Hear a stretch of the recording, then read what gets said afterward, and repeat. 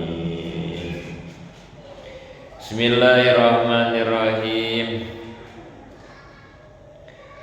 Ruwiya anin Nabi sallallahu alaihi wasallam annahu qala man asbaha wa huwa yasku di qol ma'asi faka'annama yasku rabbahu. Salah satu hadis Kangjeng Nabi dari kitab Nasha'ihul Ibad. Dalam hadis ini Nabi menjelaskan siapa orang di pagi hari kemudian mereka mengeluh tentang urusan kesulitan kehidupan, maka kata Nabi, orang yang semacam itu sama saja dia ngeluh kepada Allah. Ini mungkin dalam kehidupan kita kayaknya udah lumrah gitu ya, lumrah. Karena hidup kita nggak lepas dari masalah. Ketika kita nggak sanggup, maka biasanya pelariannya kita ngeluh, biasanya pelarian. Atau bahasa ininya curhat kali gitu ya. Pengen curhat, nah curhat tuh ngeluh sebetulnya. Dan kadang kita ada yang bilang kalau udah curhat ngemplong gitu katanya. Enak kalau udah dikeluarin mah gitu, unek-unek gitu. Tos dibudalkeun mah jadi hampang gitu katanya. Padahal sejujurnya curhat ngeluh itu tidak sama sekali menyelesaikan masalah sebetulnya ya. Kita hanya berharap belas kasihan orang lain saja. Kita hanya berharap empati, simpati itu aja sebetulnya. Toh orang yang kita curhatin nggak bisa nyelesain masalah kita gitu. Nah, maka di sini kata Nabi, orang semacam itu sama dengan dia ngeluh gitu, ngeluh kepada Allah. Tapi kalau ngeluhnya ke Allah mah sebetulnya nggak apa-apa, nggak apa-apa sebetulnya. Jadi yang nggak boleh itu kalau kita ngeluh kepada sesama manusia gitu. Karena kalau ke Allah mah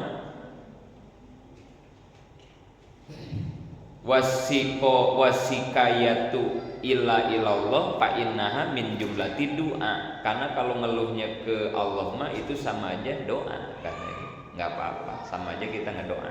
Tapi kalau ke manusia min alamati ada mirido. Kalau ke manusia mah sama aja kita nggak ridho terhadap bagian yang Allah berikan kepada kita.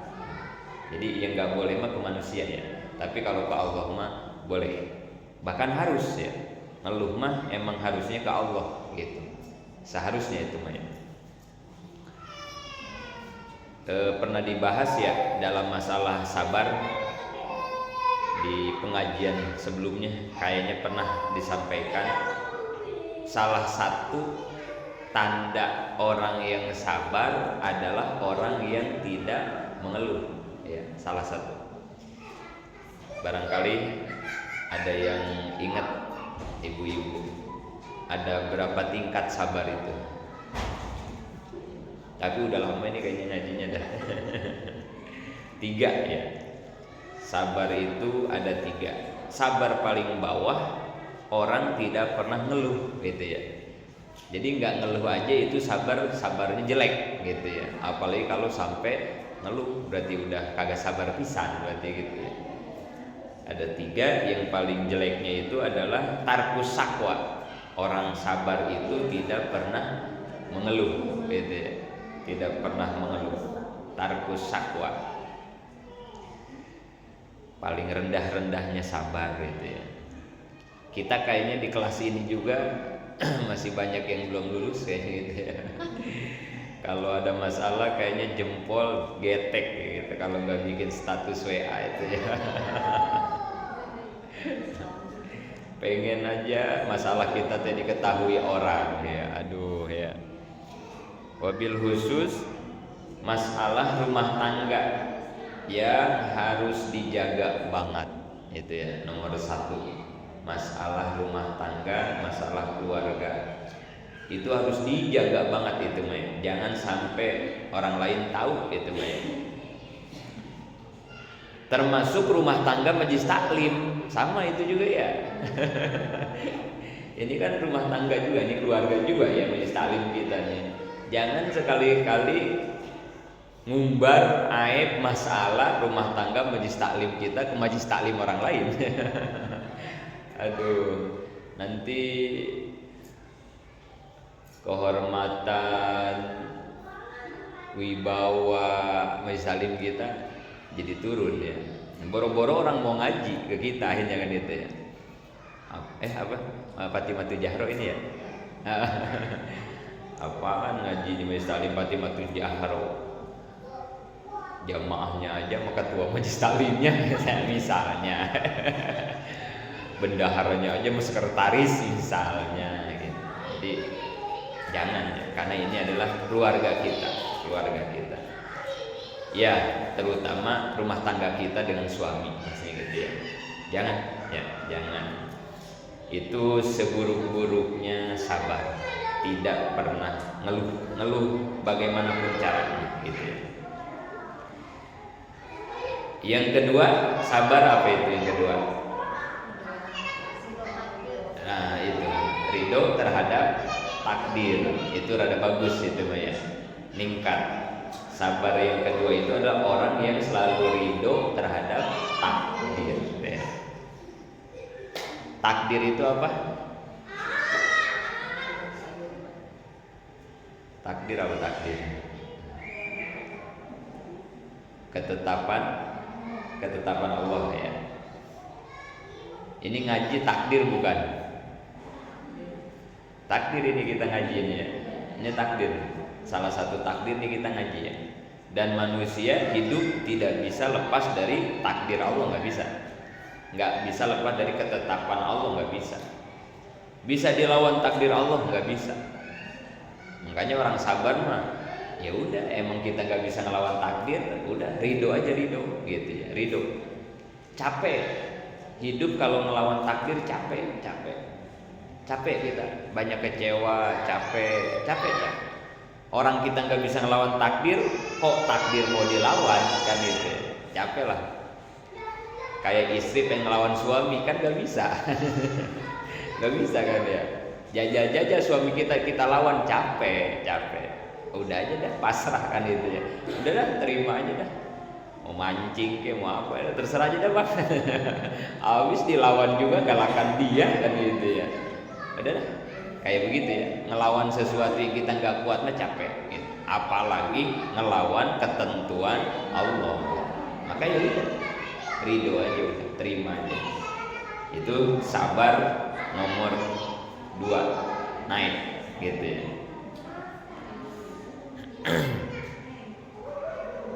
Udah direncanain, udah di planning, kita pengennya begitu, Allah pengennya beda kan gitu ya. Allah kalau nggak inget takdir, stres gitu ya, aduh kan gitu ya. Maka itu ya udah, terima aja gitu ya. Tapi bukan berarti kita nggak boleh berencana, bukan berarti kita nggak boleh punya keinginan, bukan. Tapi setiap kita punya rencana, punya keinginan, di hati harus selalu dipasang di awal, bahwa keinginan saya ini, rencana saya ini tidak bakalan bisa melawan keinginan dan rencana Allah. Dan saya mulai detik ini nerima sebetulnya akan segala keputusan, ketetapan, rencana dan keinginan Allah gitu. Walaupun kita punya rencana, dan mudah-mudahan rencana saya sesuai dengan rencana Allah, keinginan saya sesuai keinginan. Kalaupun tidak, kita udah masang di hati kan gitu ya. Jadi nanti kalau meleset, ya iyalah kan tadi juga saya udah pasrah aja gitu. Nah, itu harus dipasang dari awal supaya bisa sabar gitu ya. Yang paling tinggi sabar itu apa? Paling tinggi kelasnya apa itu? cinta terhadap ujian. Wal mahabbatu lil ibtila, cinta, suka, resep gitu ya. Diuji sama Allah teh. Nah, ini mah di otak kita udah kagak kegambar ini mah ya. Kok ada ya orang resep diuji gitu ya. Di otak kita mah enggak kegambar gitu ya.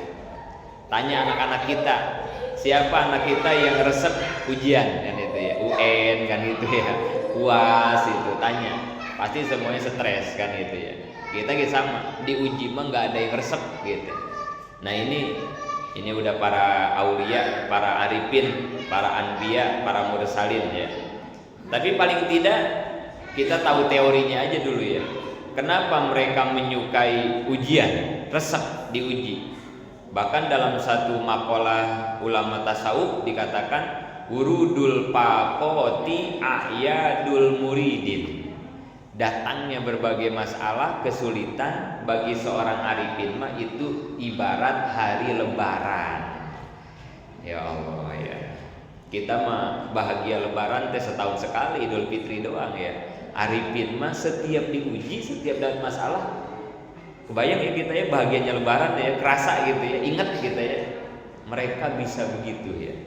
Kenapa itu rahasianya? Salah satunya di balik ujian ada kenaikan kelas. Salah satunya itu ya. Di balik ujian ada kenaikan kelas. Inna ma'al usri yusro. Di balik kesulitan ada kemudahan. Semakin bola itu dilempar kencang ke lantai, maka semakin tinggi pula pantulan bola itu ke atas.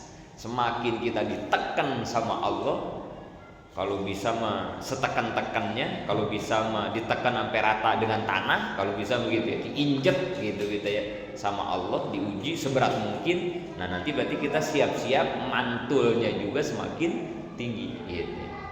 Kalau kita mantulnya pengen tinggi, diinjeknya kagak mau kan, kagak bisa. Naik kelasnya mau, ujiannya enggak kan, enggak bisa ya. Nah itu salah satunya ya. Mengapa mereka suka diuji? Karena mereka tahu di balik ujian ada kenaikan kelas. Inna ma'al usri yusro, di balik kesulitan ada kemudahan. Abis tanjakan pasti ada turunan. Abis gajian pasti ada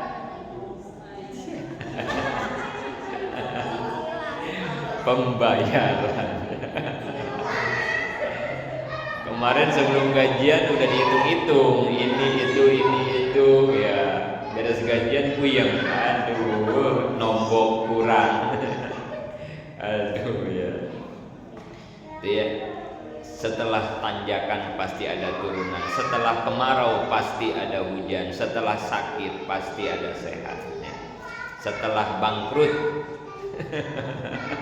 pasti ada apa kalau udah bangkrut? Nyari modal lagi ya. Puyeng lagi nyari modal. Tapi jelas begitu ya, pasti di balik kesulitan itu ada kemudahan yang Allah telah siapkan. Di balik ujian ada hadiah-hadiah, kejutan-kejutan, rahasia dan hikmah yang Allah sediakan, asal sabar gitu ya. Tapi kalau nerima sabarnya susah. Kalau nerimanya nggak sabar nggak ketemu ya.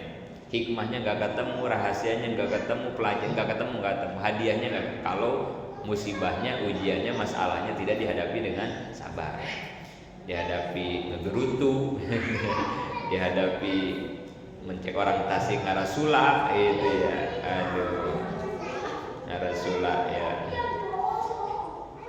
Tapi ya tadi ya, kita bertahap aja ya, dari yang paling bawah sabarnya berhenti ngeluh, nanti lama-lama nerima takdir.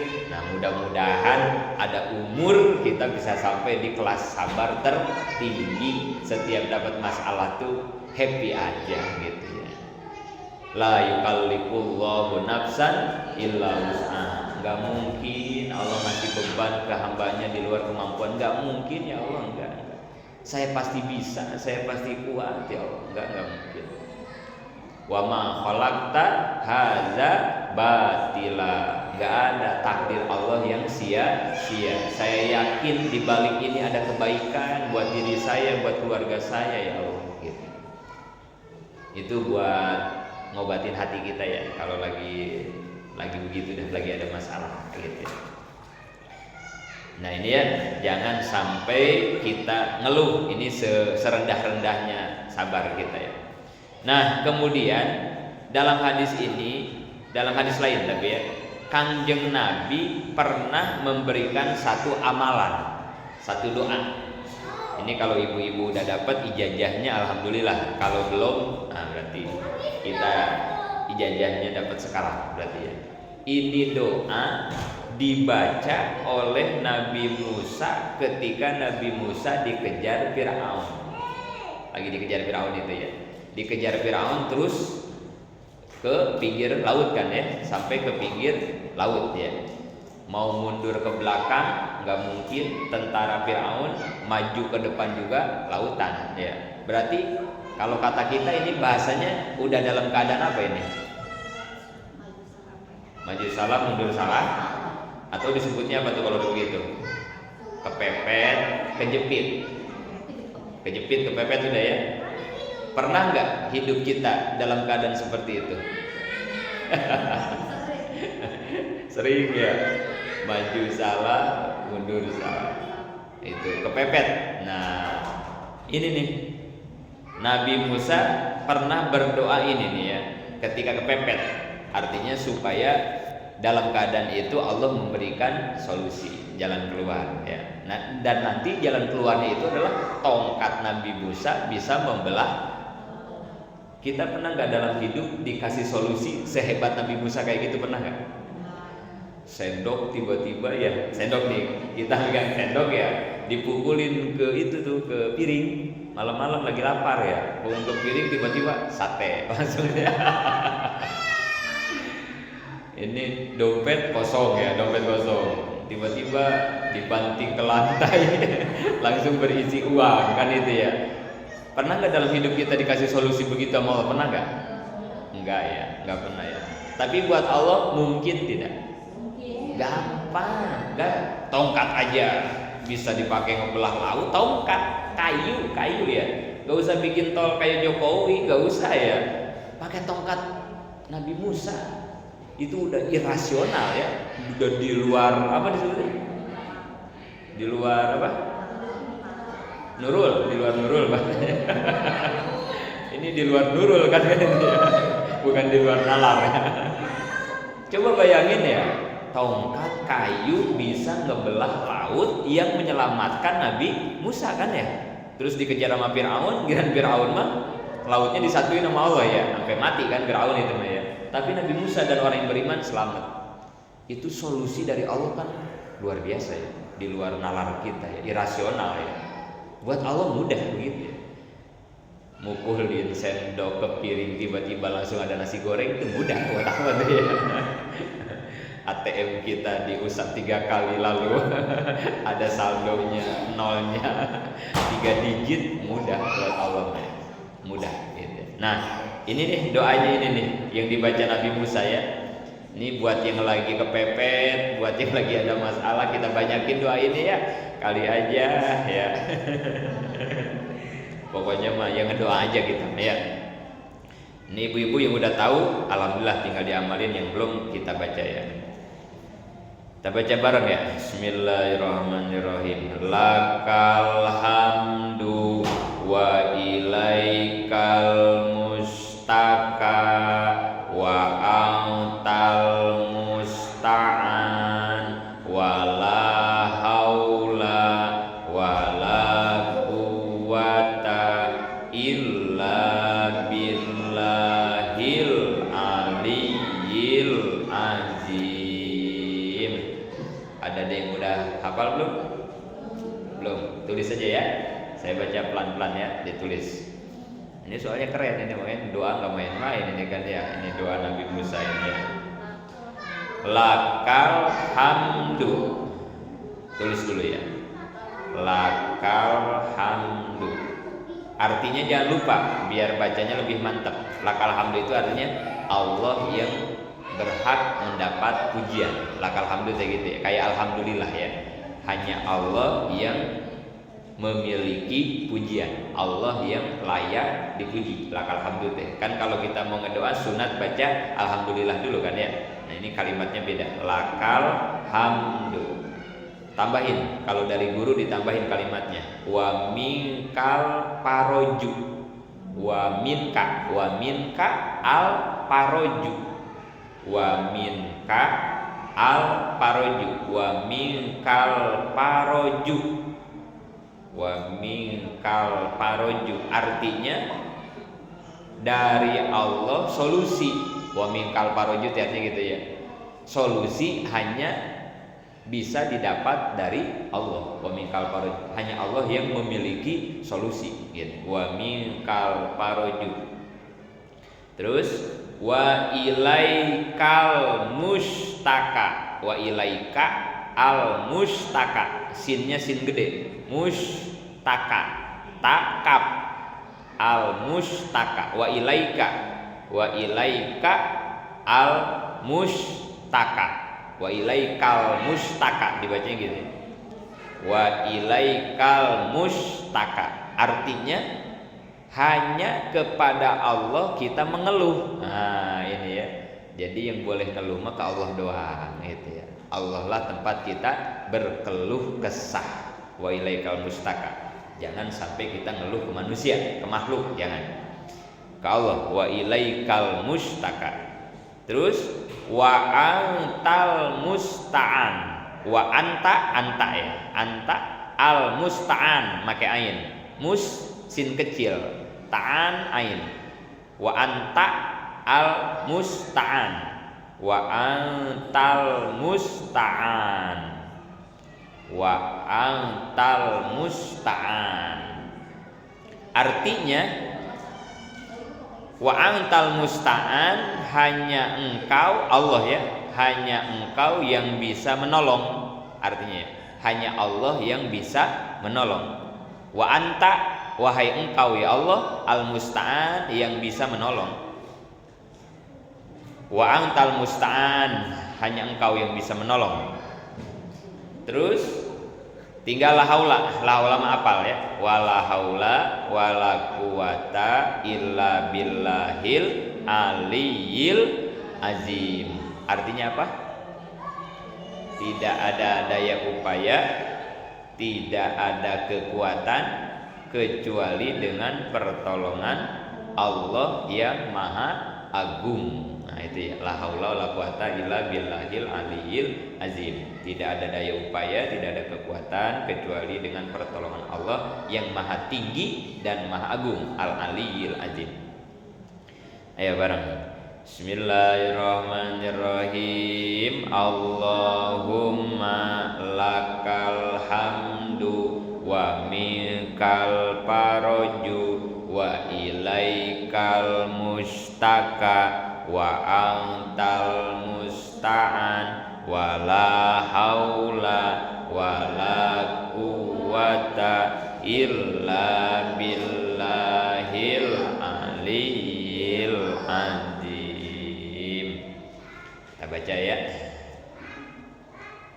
Tapi jangan nunggu datang masalah ya. Ntar baca doa ini kalau ada masalah lah, lagi kejepit, jangan. Dari sekarang kita amalin, kita dawamin supaya jangan dikasih masalah sama Allah. Dan ketika dikasih masalah juga kita udah siap gitu ya. Didawamin habis sholat, habis tahajud. Itu ya. Ternyata tempat ngeluh mah cuma Allah. Kenapa kita ngeluh harus ke Allah? Wa antal musta'an. Karena ternyata yang bisa nolong masalah kita mah cuma Allah gitu. Kenapa nggak boleh ngeluh ke manusia? Karena manusia nggak bisa nolongin. Berarti kan begitu ya. Kenapa kita nggak boleh ngeluh ke manusia? Karena manusia nggak bisa nolongin, nggak bisa. Nggak bisa. Siapa yang bisa nolongin masalah? Nggak bisa. Saya suka nyampein ya, kalau kita curhat ngeluh ke manusia itu sama saja mencek orang Sunda, pak jenggut-jenggut jeung nu botak gitu ya. Mencek main jenggut-jenggutan sama yang gundul gitu. Kalau kita ngeluh masalah ke manusia sama aja kita jenggut-jenggutan sama orang yang botak, yang gundul. Ada hasilnya nggak? Nggak ada. Yang ada ngadu pala. Sama-sama botak, mau ngejenggut apaan? Nggak dapat apa-apa. Udah aja kita ngadu pala aja dan jedot-jedotin pala kita kan itu. Ibu-ibu mau ngeluh rumah tangga sama saya. Emang dikira ibu-ibu saya nggak punya rumah tangga kan itu ya? Enggak, Pak Ustadz mah rumah tangganya harmonis karena Ustadz. Kata siapa? Saya manusia, Umi juga manusia. Apa yang ibu-ibu rasakan persis sama yang Umi rasakan. Bedanya apa? Nggak ada gitu. Mau ngeluh apa lagi? Masalah anak, berapa anak ibu? Gitu ya. Kalau mau ngeluh masalah anak ke saya, anak ibu berapa? 3, saya 6 kan gitu. Berarti ibu hanya 3 masalah, saya 6 masalah kan itu ya. Mau ngeluh apa lagi? Ekonomi, ayo. Apa ekonomi? Punya utang saya Pak Ustadz. Berapa utangnya? 10 juta. Saya hampir 70 juta. Akhirnya apa yang terjadi? Ya udah kita ngadu masalah aja. Lamun cek orang Tasik, yuk orang nyambungan cerik we atuh kieu mah. Tidak menyelesaikan masalah, kita nangis bareng-bareng aja lah. Karena ternyata saya dan kamu sama-sama punya masalah. Itulah, nggak ada. Yang ada nambahin beban, nambahin pikiran doang, kan gitu ya. Bilang ke orang tua cuma sedih doang, kan gitu ya. Datang ke teman juga belum tentu teman juga punya duit, kan gitu ya. Aduh sama, saya lagi kosong banget, kan jadi pikiran doang ya. Kasihan. Karena di Quran juga pabini mati robbika pahadis, yang harus dibilang-bilang diomong-omong mah kenikmatan ya, bukan masalah, bukan beban ya. Tapi kalau mau ngomong mah nikmat-nikmat aja. Baru omongin tuh sama tetangga, sama orang tua. Alhamdulillah Bu, usaha suami. Nah, kayak begitu-begitu aja omongin tuh. Kita terbalik, yang nikmat gak pernah diomongin, takut dipinjem duitnya kan ya. Giran susah aja. Makanya ada peribahasa, lu datang lagi ada butuhnya doang. Nah gitu kan, jadi jelek gitu ya. Dan memang gak boleh kata agama ngomong-ngomong kesulitan, gak boleh. Kalau mau diomongin, pabini mati robbika pahadis, omongkan nikmat-nikmat dari Tuhan gitu ya. Udah segitu aja ya.